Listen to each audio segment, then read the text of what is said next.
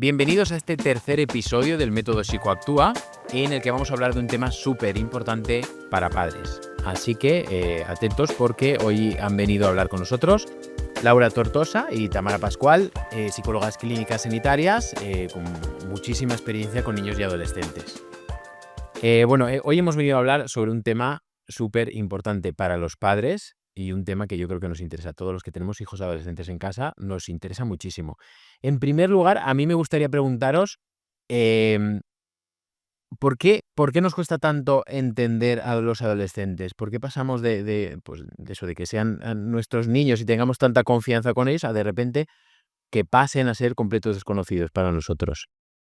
A ver, yo creo que es importante que entendamos que cuando el niño pasa a ser adolescente, en su cerebro, en su cabeza, se está produciendo cambios, ¿no? Estos cambios son los que hacen que su cerebro no sea exactamente igual que un adulto y que empiece a ser distinto a ese cerebro del niño. Lo que está ocurriendo ahí es que además es una etapa que por definición el adolescente está buscando su propia identidad. Entonces se separa de lo conocido, que son sus papás, ¿no? De la conducta incluso que él tenía como instaurada y empieza a buscarse a sí mismo.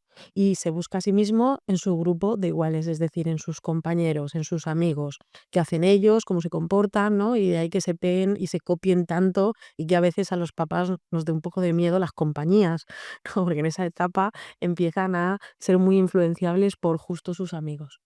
Piensan y actúan de manera distinta, pues justo por esto, por estructuras mentales, cerebrales diferentes y además por todo ese cambio bioquímico y hormonal que está produciendo. Son mucho más impulsivos, son mucho más sensibles a las emociones, es decir, lo sienten todo con muchísima más intensidad que los adultos. Entonces, algo que para un adulto a lo mejor no resulta tan grave, ellos lo viven con mucha intensidad, muchísimo dramatismo, ¿vale? Y nosotros ya estamos como más curados de espanto y es como, bueno, cariño, cálmate, ¿no? Esa primera novia, ese primer novio, esa primera amiga o amigo que dejan de ser amiguitos, todo eso ellos lo viven con muchísima intensidad. Luego, las tomas de decisiones, su cerebro no está completamente formado como el de un adulto. Les cuesta más esa toma de decisiones, son más impulsivos, menos reflexivos. Esto no quiere decir que no puedan tomar buenas decisiones y que no puedan llegar a incluso hacer cosas que a los adultos nos puedan llegar a sorprender porque a nosotros no se nos hubiera ocurrido. De hecho, es una etapa donde son muchísimo más creativos y aprenden a una velocidad mucho más rápida que nosotros. Pero es cierto que es importante en esta etapa orientarlos en esas tomas de decisiones para que se les ayude a que sean lo mejor posible. Ujú. Es importante añadir que este desarrollo cerebral no acaba hasta los 26 años, aunque en muchos casos se alarga en el tiempo, ¿vale? Con lo cual, efectivamente, como el neocortes no está desarrollado, pues no tomamos igual las decisiones, nuestro razonamiento no está igual desarrollado que el de un adulto. Y por supuesto es algo gradual desde la infancia hasta esa adultez. Por eso a veces nos cuesta entender por qué reaccionan o se comportan de ciertas formas, ¿no? Vale, ¿cuáles pensáis que son los principales desafíos a los que se enfrentan los adolescentes hoy en día? Y también los padres, ¿cómo podemos detectarlos? Yo creo que lo que más estamos viendo en consultas es la falta de tolerancia a la frustración. Creo que también el entorno en el que vivimos y el mundo de hoy, en el que las recompensas son inmediatas, pues estamos cultivando que haya menos esfuerzo, que efectivamente tengan menos hábitos alargados en el tiempo. Y esto es algo que vemos mucho en consulta. Aparte de también pues, problemas de relaciones interpersonales para socializar. También porque, claro, al pasar tanto tiempo socializando por las redes y por el teléfono, pues luego en la vida real les cuesta más. Yo creo que eso sería lo que más vemos actualmente. Sí, además estamos viendo una generación que por un lado es súper chula porque los papás generalmente están mucho más implicados, ¿vale? Ujú. Los papás y las mamás intentan sacar más tiempo, intentan comprender mejor al adolescente, pero esto produce a veces un efecto doble, ¿no? Donde esa sobreprotección están haciendo que cuando el adolescente llega a una edad donde queremos que empiecen a ser más independientes, les cuesta un poquito más porque se lo hemos, sin querer, hecho todo, se lo hemos de alguna manera dado todo rápido y en bandeja. Aquello que yo no tuve, pues yo se lo doy a mi niño, claro, pero recuerda lo que sí tuviste y lo que aprendiste, ¿no? Cómo te ayudó a luego ser completamente autónomo. Pues eso también se lo tenemos que dar a nuestros adolescentes. Tenemos que ser conscientes que desde niños tenemos que empezar a educarlos no solo a la recompensa inmediata, como ha dicho mi compañera, es decir, a que hay que esforzarse por conseguir lo que uno quiere y que Claro. hay que trabajar y que a veces, por más que te esfuerces, puede ser que no salga bien o que no salga ni a la primera ni a la 20ª, pero bueno, ya saldrá, ¿vale? Y luego, por otro lado, cuidado con la sobreprotección, Ajá. ¿vale? Se habla mucho del abandono, pero cuidado con la sobreprotección, que también puede llegar a ser peligrosa. En contraposición, a veces también está la típica frase de los padres de: "Yo a su edad, esto". Claro, también es que hay que entender que vivimos en otro, mundo ahora mismo, es decir, no es nada a nivel Mm. sociopolítico, ha cambiado mucho. Y otra cosa que yo también añadiría, en este caso, en cuanto a lo que hablamos de la recompensa inmediata, la diferencia de, por ejemplo, mi generación, que todavía llegué a esforzarme, yo siempre pongo el ejemplo de que cuando quería escuchar música, primero me tenía que comprar un Walkman, luego sacar buenas notas para que me regalaran un CD y entonces ya podría escuchar música. Y hoy en día, pues Spotify, YouTube, es decir, eso es algo tan mínimo, claro. Ahí está la recompensa inmediata. Sí, con una sola conexión realmente lo tienes todo y eso es Así un es. hándicap en esto. En, en el caso de que haya resistencia a hablar, que los adolescentes por norma general tampoco son muy habladores, en el caso de que haya resistencia a hablar, ¿qué consejos nos daríais a los padres para hablar el mismo idioma que ellos, para que se sientan reconfortados y puedan abrirse? A ver, yo creo que es importante, desde que son bien pequeños, ir generando una alianza de confianza, ¿no? Donde el adolescente, cuando llegue a ese punto, sepa que su padre o su madre están ahí y pueden confiar en ellos. ¿Cómo hacemos esto desde niños? Y continuamos con ello en la adolescencia. No les juzgamos, les escuchamos activa y abiertamente. ¿Cómo qué es activa y abiertamente? Tenemos que tener en cuenta que, joder, los adultos vamos liadísimos, trabajo, la casa, lo que tenemos que pagar, llamadas, tal. A veces sin querer, pues se acerca ese preadolescente o ese niño o ya ese adolescente a hablar con nosotros y nos pilla liadísimo. Tenemos que entender que el adolescente no va a volver 2 o 3 veces, ¿vale? Tenemos que intentar decirle: "Mira, ahora no puedo, pero oye, ¿te parece que a las 6 que mamá o papá tiene un ratito libre, nos vayamos juntos, merendemos o charremos tranquilamente?". Y generar esos espacios, ¿vale? Cuando el adolescente nos busca. ¿Qué pasa si no nos busca? No, podemos intentar mostrarnos abiertos. Sabes que si necesitas algo, aquí estamos, puedes hablar con nosotros sin ningún problema. Y luego algo que se tienen que trabajar los papás es darles espacio. Los adolescentes empiezan a requerir de tener su propio espacio para su propia intimidad. Igual que lo tenemos los adultos, ellos necesitan de su intimidad y necesitan saber que no va a ser invadida su intimidad, ¿vale? Que no vamos a leer sus diarios, no vamos a entrar en sus móviles, no vamos a entrar en sus ordenadores. A ver, todo tiene un marco. Si yo estoy empezando a ver que mi hijo o mi hija tiene una conducta muy distinta, que están habiendo cosas muy raras, podemos, de alguna manera, yo creo que siempre es mejor hablar con el adolescente y decirle: "¿Qué te está ocurriendo? Enséñale a papá o enséñale a mamá tu móvil, qué es lo que está ahí", que ir y hacerlo directamente, porque luego vamos a sufrir unas consecuencias de esta invasión de la intimidad, Ajá. ¿vale? Pero si no nos queda otra, bueno, no es lo que yo recomendaría, ¿vale? El adolescente, si siente que eres un lugar seguro, por más que en ese momento él se sienta más identificado con sus amigos, va a ir a ti. Sobre todo con los problemas, que es lo que realmente a los papás es lo que nos preocupa. A mí no me preocupa que mi hijo venga a mí a contarme si ha discutido un poquito con el noviete o con la amiguita. A mí me preocupa que venga a mí si realmente está habiendo un problema donde esa amiga le está haciendo un vacío, la está haciendo sentir mal, donde ese duelo de la pérdida realmente le está afectando, donde está teniendo una pareja que a lo mejor no la está tratando o lo está tratando de la mejor manera, o están habiendo problemas en el grupo social o en clase. Ahí es donde sí que queremos que nuestros hijos confíen en nosotros. En el resto tenemos que empezar a asumir que no vamos a saber todo de ello y que ya habrá cosas que no nos cuenten, pero como nosotros no se lo hemos contado a nuestros padres, vaya, ¿vale? Yo creo que en este caso también es importante considerar que para nuestros hijos va a ser importante nuestro estado anímico, es decir, que al final para yo poder ser un lugar seguro, para él tengo que entender que si estoy enfadado todo el día, que si a lo mejor mi hijo no me quiere molestar y es una de las razones por las cuales no se va a comunicar conmigo, porque no quiere sumarme un peso a mí. Es decir, ellos van a ser empáticos con nosotros. Y yo siempre también me gusta mucho decir que el mayor reforzador positivo para cualquier niño o cualquier adolescente va cambiando con la edad, es nuestra atención, la atención de los padres. Entonces, muchas veces el poder compartir una actividad el fin de semana juntos siempre va a facilitar que se pueda abrir y que tenga un espacio a contarte mucho más que cuando estamos cenando un día entre semana, que es lo que hacemos todos los días. Propiciar un poco esos espacios.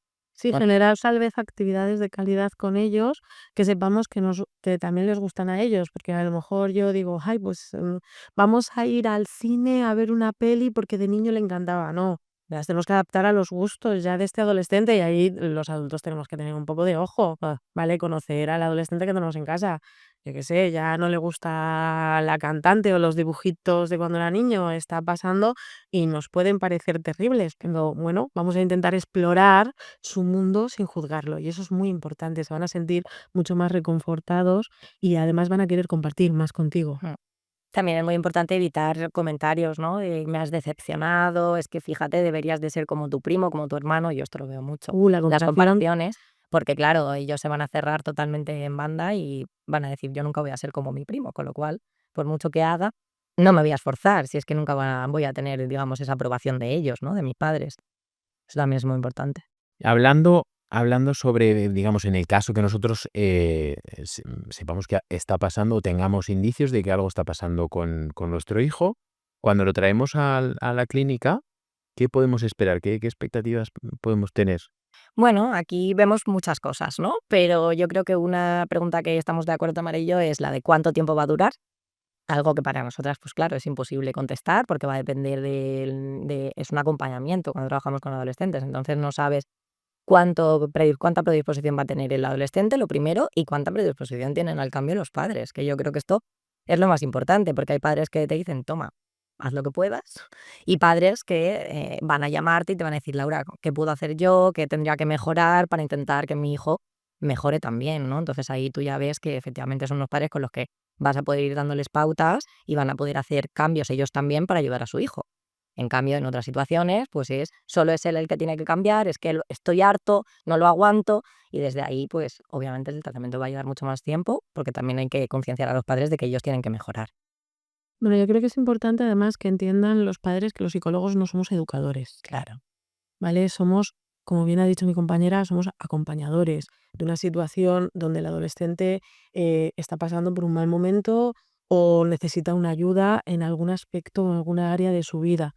Muchas veces creo que los papás muy preocupados y tal vez a veces incluso desesperados, porque de verdad que hay situaciones donde están sufriendo mucho y pasándolo muy mal, presionan al profesional pensando que tenemos o la respuesta a todo o la solución a todo. Em, Hay desde la terapia cognitiva conductual, aunque aplicamos otras herramientas y otras terapias, tenemos que entender que es una terapia muy activa, una terapia donde la participación del paciente es muy importante y el adolescente con el padre, claro, porque el adolescente solo no puede producir cambios en su ambiente, porque su ambiente es la casa familiar donde comparte con los padres, ¿no? Como bien ha dicho Laura, es importante que los papás también estén abiertos al cambio y que entiendan que nosotros vamos dando pautas tanto a los papás como a los adolescentes y vamos ayudándoles a procesar en caso de, por ejemplo, duelos, pérdidas o procesos de tristeza, de depresión, de ansiedad. Les ayudamos a procesar todas esas emociones, a regularlas, les ayudamos en las tomas de decisiones, pero ni tomamos decisiones por ellos, ni les decimos, oye, que tu mamá quiere que te hagas la cama, te la cama, ¿vale? No somos, porque a veces pasa mucho, ¿no? Te toca la mamá a la puerta, ¿puedo pasar 10 minutitos? Oye, mira, es que resulta que por más que le digo que se haga la cama, que se friegue los platos, es que, jolín, no me los friega. Y es como, ya, a ver si yo lo puedo entender y esto es importante, pero tu hijo tiene una depresión o tiene una ansiedad o tiene un tal, ¿cuánto te apetece a ti hacerlo? ¿Cuánto que estás mal? A veces, sobre todo la empatía, por parte del adulto hacia el adolescente es súper importante que se nos olvida, ¿vale? Cuando yo estoy mal, ¿cuánto me apetece hacer deberes? ¿Cuánto me apetece estudiar? ¿Cuánto me apetece trabajar?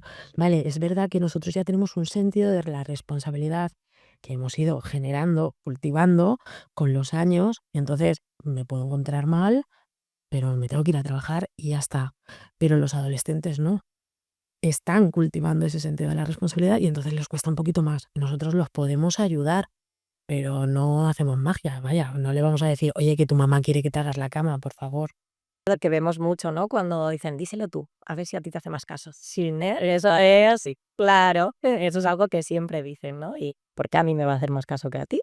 Es decir, ¿qué te hace creer que va a ser así? Quizás tienes que trabajar la conexión con tu hijo, ¿no? Sí. Es un problema, de hecho, si me Sí, haces caso a mí que a ti. claro. Vale. Os voy a hacer una pregunta. En la era de las redes sociales, que hoy sabéis que están todo el día metidos en las redes sociales, ¿cómo pensáis que esto puede impactar en los adolescentes? A ver, las redes sociales, desde luego, todos los estudios apuntan a que afectan negativamente a la autoestima e incluso al estado de ánimo. Es decir, no solo es que el adolescente, como está en una etapa en la que se compara mucho, empieza a compararse con todo eso que está viendo, ¿no? Todos esos TikTokers o YouTubers, influencers en general, y quiere tener aquello que está viendo, pero no sabe realmente lo que hay detrás. No lo sé yo a veces que soy adulta como para que un adolescente lo llegue a saber. Entonces, es verdad que el impacto a nivel emocional es bastante negativo, pero aquí vamos a poner un pero muy grande. No podemos aislar a nuestros adolescentes de las redes sociales, ¿vale? Esto es como cuando, no sé, nosotros éramos pequeños y todo el mundo veía tal programa, pero había el típico compañero que la mamá, el papá no le dejaba ver ese programa, entonces no podía hablar de eso y estaba como un poco excluido. Es la manera que tienen los adolescentes actualmente de relacionarse. Los adolescentes no utilizan WhatsApp para hablarse, utilizan Instagram, utilizan TikTok, con sus directos, es que me ha entrado en un directo, ¿vale? Ujú. Y esto los papás tenemos que entenderlo. Lo que tenemos que hacer, que es súper difícil, es encontrar ese equilibrio entre que mi hijo utilice las redes sociales y que no le produzca, ¿vale?, un malestar tanto emocional como en la autoestima. Es verdad que es difícil. Y luego también adaptarlo a edades. A mí hay adolescentes, incluso preadolescentes muy jovencitos, con un control absoluto, ellos solos, de sus redes sociales, que no me parece nada adecuado. Como ha comentado Tamara, además de que creo que influye negativamente sobre el estado de ánimo, también a nivel atencional, que es muy importante. Es decir, también están habiendo muchos estudios de lo que está influyendo que desde 3 años entretengan a los niños con las pantallas, porque está claro que para la calidad del sueño, para lo que es prestar atención, y bueno, y también ahora están viéndolo en los colegios o institutos que utilizan las tablets para estudiar. Es decir, ya están empezando a haber estudios de que hasta qué punto es un buen método de estudio para ellos. Entonces, también creo que es algo a considerar, que está un poco aún en el aire, pero que también creo que influye negativamente sobre las funciones ejecutivas. De hecho, una de las mayores consultas que tenemos ahora, yo creo que es justo esto, la adicción a las redes sociales. Pero cuidado porque nosotros tenemos que hacer un poco de autocrítica, ¿eh? Muchos papás me traen es que está todo el día con el móvil y luego hablas con el adolescente y dices, no, si es que mi padre no suelta el móvil en todo el día. Tenemos que entender que siguen siendo reflejo de nosotros. Es decir, los niños copian y los adolescentes un poco menos, pero todavía siguen copiando. No te puedo decir que esta frase es, haz lo que yo te digo, pero no lo que yo hago. No, no, no. Esto en el cerebro ni de un niño, de un adolescente no funciona así. Para copiar lo que haces. Entonces, cuando comamos con ellos, oye, todos los móviles fuera, pero todos, papás, mamás, adolescentes, ¿vale? Si estamos viendo una peli, ayudarles también a mantener el foco, porque es que incluso nosotros como adultos, yo creo que ya, como ha dicho mi compañera, estas redes sociales, que todo es tan rápido, todo es tan inmediato, nos cuesta mantener el foco de atención durante mucho tiempo en una sola tarea. ¿Vale? Y nos pasa a nosotros mismos, estamos fregando los platos mientras hablamos por teléfono, mientras miramos que el niño está haciendo allí no sé qué. Ok, el multitasking, cuidado, que está muy bien, pero si lo ponemos constantemente con las redes sociales, al final a ellos mismos también les cuesta mantener el foco de atención. y podemos llegar a pensar que el niño tiene un problema que en realidad no tiene, simplemente es entrenar que sean capaces de mantenerse en un foco de atención. Es muy importante que nosotros mismos saquemos tiempo y intentemos hacer actividades con ellos que nos saquen a todos, lo que es el entorno familiar, de las redes sociales. Pues nos podemos ir un día de ruta, nos podemos ir a la playa cuando haga más calor, podemos ir a, no sé, a dar un paseo, incluso actividades culturales, que también si queremos inculcar un poco en ellos esos hábitos, tenemos que inculcarlos en nosotros mismos. ¿Vale? Entonces es muy importante que sacar esos huequecitos para pasar tiempo de calidad fuera de las redes sociales con nuestros hijos. Ujú. Creo que es importante también que el tema de las redes sociales, la sobrecarga y toda la información que hay, hace que muchos de los adolescentes vengan diagnosticados directamente, como comentaron Mari Carmen y Teresa en el podcast, en el primer episodio. Y claro, hay que tener mucho cuidado con esto, porque algunos chavales vienen y te dicen, no, es que yo tengo TDAH, es que yo tengo un trauma complejo. Y claro, hay veces que dices, sí, ¿cómo puede ser que tenga tanta información de un TikTok de 20 segundos que has visto? Y eso lo vemos muy frecuentemente, lo cual es peligroso. Sí. Yo, por último, me gustaría preguntaros qué recomendaciones generales daríais a los padres respecto a los adolescentes. O incluso, si queréis, deciros también alguna recomendación que daríais a los adolescentes respecto a... tiene que haber adolescentes que se estén dando cuenta que algo dentro de ellos está cambiando y que sean conscientes de ese cambio. ¿Qué recomendaciones daríais a unos y a otros? Bueno, yo recomendaría paciencia a los padres, es decir, que hay que entender que esto es una etapa, que en algún momento pasará. Y luego también el tema de la presión con los estudios, es decir, el que entiendan que si emocionalmente no están bien, va a ser difícil que puedan estar a su máxima capacidad a la hora de estudiar. Y muchas veces vemos que sí pueden entender que están en un mal momento, pero siguen presionando mucho por ese lado, lo cual, pues claro, es contraproducente porque se van sintiendo cada vez peor. Y bueno, hay una explicación también neurológica de por qué si yo tengo ansiedad o tengo un sintomatología depresiva, lo que hemos explicado, la corteza prefrontal tampoco está funcionando como debe, además de que no está bien desarrollada de por sí, con lo cual le sumamos otro aspecto, ¿no? Bueno, yo algo que le digo mucho a los adolescentes, no a los papás, pero sí a los adolescentes, es que sean empáticos con sus padres. Es decir, sus padres los quieren. Nada de lo que hacen lo hacen para hacerles daño o para fastidiarles.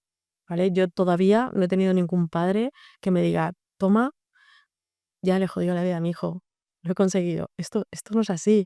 Entonces yo les digo mucho a los adolescentes, mira, tu madre o tu padre lo hacen lo mejor que saben, con las herramientas que tal vez a ellos les dieron en su momento. ¿Vale? Entonces, algo que también yo les suelo decir mucho a ellos, oye, ser un poco empáticos. Tu padre también viene de otra época, otra generación, sus propias experiencias vividas, y lo que más siente un padre es miedo, miedo constante y preocupación porque sus hijos estén bien. Entonces también les pido a ellos un poco de trabajo, ¿no? Que no todo sea de los padres. Es decir, vale, tu madre o tu padre puede hacer un esfuerzo, pero tú también tienes que hacer un poquito de tu parte para que esto funcione. Vale, entonces yo creo que eso es lo que le diría también a los adolescentes, que comprendan a sus padres, que lo hacen lo mejor que saben y que pueden. Sí, sobre todo el concepto de que son un equipo, de que tienen que trabajar y remar hacia un mismo lado, tanto los padres como los adolescentes, y que cuando uno no rema, pues la barca no es estable.